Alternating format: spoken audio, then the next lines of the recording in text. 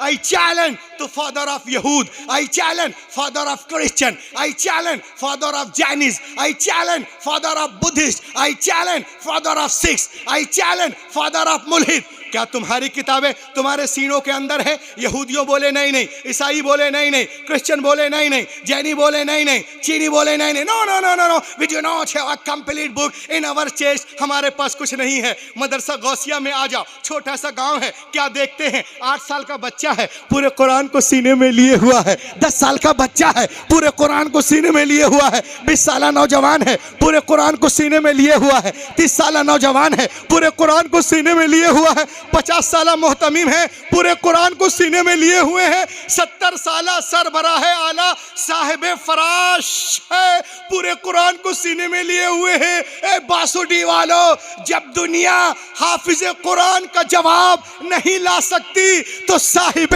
कुरान का जवाब कहां से लाएगी? सरकार बेमिसाल है अपनी सिफात में, उनका जवाब कोई नहीं कायनात में. वाह.